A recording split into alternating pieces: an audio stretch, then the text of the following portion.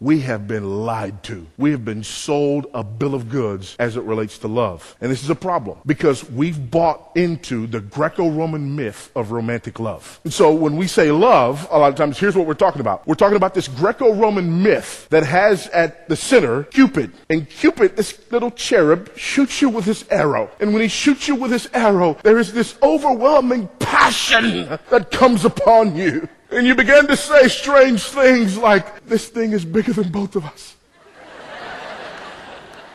You have to say it just like that too, or it just doesn't work, you know. Or another one, this is one of my favorite. We don't choose who we fall in love with. Help you.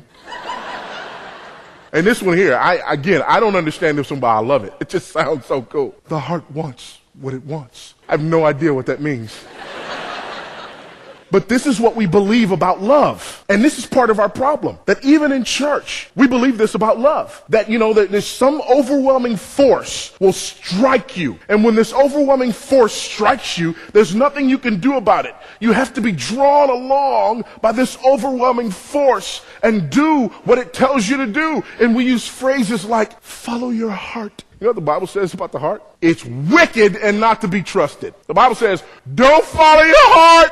That's the Greco-Roman myth of romantic love. And so when we believe in that myth, we've got several problems. Here's problem number one that we have with the Greco-Roman myth of romantic love. If that's what love is, if it's just this overwhelming force, and if the heart just wants what it wants, and if it's uncontrollable, and if we don't choose who we fall in love with, and if this thing is bigger than both of us, if that's true, then no marriage is safe. If that's true. Think about it. I mean, what if tomorrow I sit down on an airplane and there's just a woman who sits next to me on the airplane, and it's just this beautiful woman who just wants me? That wasn't supposed to be funny.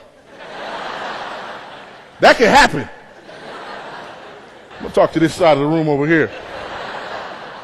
So all of a sudden, I'm sitting there on the plane, and there's this woman there, and she's beautiful, and she wants me. And all of a sudden, Cupid strikes me, and this thing is bigger than both of us. And we don't choose who we fall in love with. And the heart wants what it wants. Do you follow me? If that's what love is, my marriage is not safe. Come to think of it, what if it happens to my wife? There could be a message on my phone right now. Baby, you probably need to stay in Atlanta because I met somebody, and this thing is bigger than both of us. And we don't choose who we fall in love with. And the heart wants what it wants. You see the problem there? We've bought the lie of the Greco-Roman myth of romantic love. And because of that, there are a lot of you in this room who are terrified of marriage because you know how fickle that kind of love is. That's why we had to create another idea to go along with it. The idea of the one.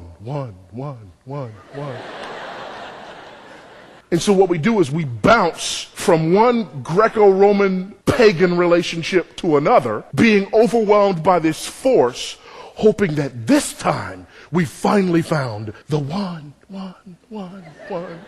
Because when you find that person, then all of a sudden the cycle ends. That is ridiculous. It's absolutely ludicrous, not to mention the fact that it's grossly unbiblical. That has no biblical merit whatsoever. If we buy into the Greco-Roman myth of romantic love, we are hopeless. And we will never, ever feel secure enough to get married to anybody. Here's the other problem with this idea of the one.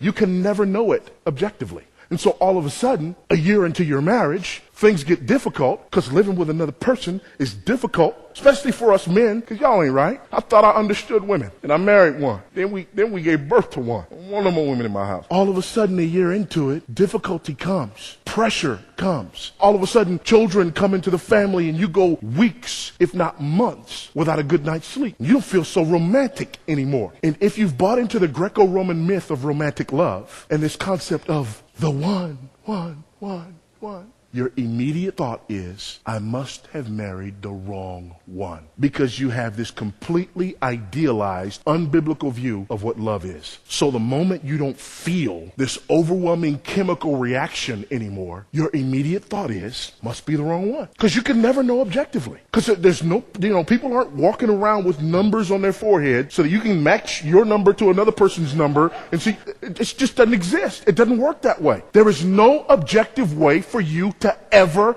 No. So we got two problems with the Greco-Roman myth. Problem number one is this idea that no marriage is ever secure if that's what love really is. Problem number two is that you're never going to know if you found the one if that's what love really is. Here's problem number three. That kind of love is not transferable. That's why you get a lot of people, they get married and all of a sudden they get pregnant. And I hear this all the time. They're afraid. What if, because we love each other so much, are we going to have enough love for this baby? And then they get pregnant with baby number two. And they go, well, we love one another and this baby so much. Are we going to love the next baby? What if the next baby come and Cupid doesn't strike us the same way he struck us for the other baby? See, the Greco-Roman myth doesn't work because it's not transferable. By the way, if you believe in this Greco-Roman myth of romantic love, and you believe that love is about this overwhelming feeling, that explains why a lot of times you wonder if God still loves you, because you don't feel the same way about God that you did last month, and so there must be something wrong with God, or there must be something wrong with you. All because we bought the lie, the Greco-Roman myth of romantic love, this overwhelming force. That's not what love is.